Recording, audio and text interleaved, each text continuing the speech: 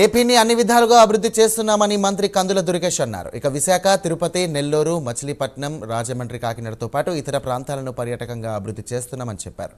ఢిల్లీలో అంతర్జాతీయ గ్లోబల్ సమ్మిట్లో ఆయన పాల్గొన్నారు. సమ్మిట్తో ఏపీ టూరిజం సంబంధించిన స్టాళ్లను ఏర్పాటు చేశామని అంటున్న మంత్రి కందుల దుర్గేష్తో మా నేషనల్ బ్యూరో చీఫ్ కళ ఫేస్ టు ఫేస్.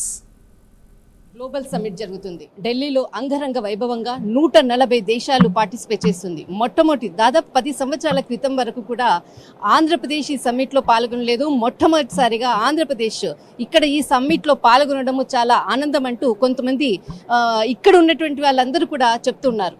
ముఖ్యంగా ఇప్పుడు మనతో పాటు పర్యాటక శాఖ మంత్రి కందుల దుర్గేష్ గారు ఉన్నారు. సార్, ఈ సమ్మిట్ ఎలా జరుగుతుంది సార్? ఆంధ్రప్రదేశ్ పెట్టుబడులకు ఏ విధమైనటువంటి మార్నింగ్ నుంచి జరిగేటటువంటి సమావేశాలు అనుకోవచ్చు, చాలా మంది ఇక్కడ మీ దగ్గరికి వచ్చి కూడా చాలా మంది కలుస్తున్నారు. ఏ విధంగా అభివృద్ధి దిశగా వెళ్తుంది సార్? అంతర్జాతీయ స్థాయిలో జరుగుతున్నటువంటి సమావేశం ఇది. ఇందులో ముఖ్యంగా సాతే 2025 అనేటువంటి పేరుతోటి గ్లోబల్గా ఏ రకమైనటువంటి కొలాబరేషన్ ఉండాలి డిఫరెంట్ స్టేక్ హోల్డర్స్ తోటి, తద్వారా అందరం వృద్ధి చెందాలనేటువంటి దాని మీద ఈ సమ్మిట్ జరుగుతూ ఉంది. ఉదయం ఇంట్రడక్టరీ సెషన్ జరిగింది. మధ్యాహ్నం నుంచి ఇప్పుడు ఇక్కడ స్టాల్స్ అన్నీ ఉన్నాయి.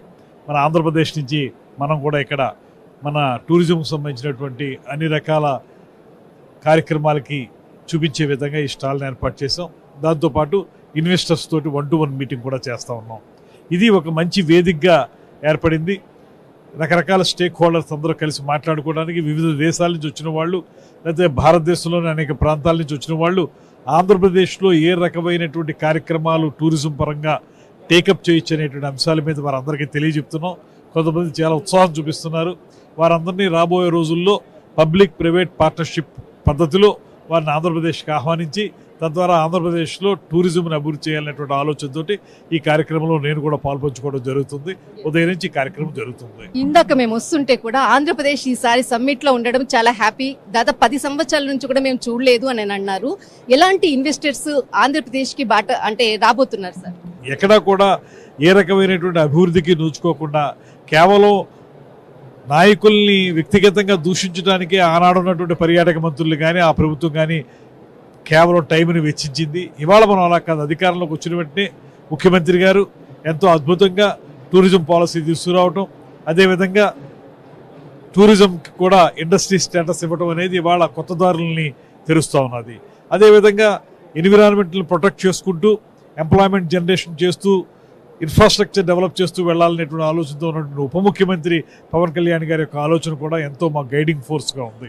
ఇలాగ వారిద్దరూ చూపిస్తున్నటువంటి దారిలో ఇవాళ రాష్ట్రంలో అన్ని చోట్ల కూడా ఎక్కడ అవకాశం ఉంటే అక్కడికి వెళ్ళి ఇన్వెస్టర్స్ని ఇన్వైట్ చేసి వారిని ఆహ్వానించి మనం పెద్దగా టూరిజం డెవలప్ చేయాలన్న ఆలోచనతో మనం సొంతంగా టూరిజం డిపార్ట్మెంట్ తరఫున విజయవాడలో ఒక సమ్మిట్ని, విశాఖపట్నంలో సమ్మిట్ని పెట్టాం. ఇప్పుడు ఇక్కడ వారు సాతే 2025 వారు ఏర్పాటు చేసినటువంటి ఈ కార్యక్రమంలో పాలు పంచుకోవడం ద్వారా ఇక్కడ ఉన్నటువంటి ఇన్వెస్టర్స్, ఇంటర్నేషనల్ ఇన్వెస్టర్స్ కానివ్వండి, జాతీయ స్థాయిలో ఉన్న ఇన్వెస్టర్స్ కానివ్వండి, వారందరినీ ఆహ్వానించి ఆంధ్రప్రదేశ్కి రమ్మని పిలవడానికి ఇది మంచి అవకాశంగా ఉపయోగించుకుంటున్నాం. ఏపీలో ఏ ప్లేసెస్ లో ఎక్కువగా ఫోకస్ చేయబోతున్నారు? ఇప్పటికే వైజాగ్ కానీ, తిరుపతి కానీ, నెల్లూరు ఈ ప్రాంతాలు ప్రత్యేకంగా మనకి అన్ని విధాలుగా ఉపయోగపడే విధంగా కనబడతా ఉన్నాయి. వాటితో పాటు మచిలీపట్నం కానివ్వండి, గుంటూరు కానివ్వండి, రాజమండ్రి కానివ్వండి, కాకినాడ కానివ్వండి, కోనసీమ కానివ్వండి, ఇలాంటి బీ టౌన్స్ కూడా ఇందులోకి వచ్చి మొత్తంగా రాష్ట్రం అంతా కూడా సంపూర్ణంగా అన్ని మూలల్లో కూడా అభివృద్ధి చెందాలనే ఉద్దేశంతో కొన్ని సర్క్యూట్స్ని ఏర్పాటు చేసుకోవడానికి, కొన్ని హబ్స్ని ఏర్పాటు చేసుకోవడానికి ప్రయత్నిస్తూ ఉన్నాం. అందులో wellness tourism, agri tourism, home stays, eco tourism, temple tourism అన్ని కూడా పెట్టి అభివృద్ధి చేయడానికి ప్రయత్నం చేస్తా ఉన్నాం. ఇప్పటి వరకు ఇన్వెస్టర్స్ ఎంతమంది మీతో అప్రోచ్ అయ్యారు సార్? ఇప్పటికీ దాదాపుగా లేదంటే ఒక 60-70 మంది ఇన్వెస్టర్స్ అప్రోచ్ అయ్యారు. ఈ రోజు ప్రత్యేకంగా చూసుకుంటే ఒక 20-30 మంది అప్రోచ్ అయ్యారు. ఇప్పటికే విశాఖపట్నంలో జరిగినటువంటి ఇన్వెస్టర్స్ మీట్లో 8 MOUలు కూడా చేయడం జరిగింది. మొత్తంగా అందరం కలిసి రాబోయే రోజుల్లో అద్భుతంగా డెవలప్ చేస్తాం. ముఖ్యంగా ఏదైతే ఆంధ్రప్రదేశ్కి రావాల్సినటువంటి పెట్టుబడులు ముందు కూడా చాలా మంది ఇన్వెస్టర్స్తో మాట్లాడుతున్నాము. ముందు మాత్రము ఆంధ్రప్రదేశ్కి మంచి అంటే ఈ అన్ని ప్రాంతాల్లో అటు రాయలసీమ అనుకోవచ్చు, తర్వాత మనకు ఉత్తరాంధ్ర అనుకోవచ్చు, విశాఖపట్నం అనుకోవచ్చు, అన్ని ప్రాంతాల్లో కూడా అభివృద్ధి దిశగా ఇన్వెస్టర్లు సమావేశాలు జరుగుతున్నాయి. దిస్ ఇస్ కళా కెమెరామెన్ ధర్మతో ఢిల్లీ.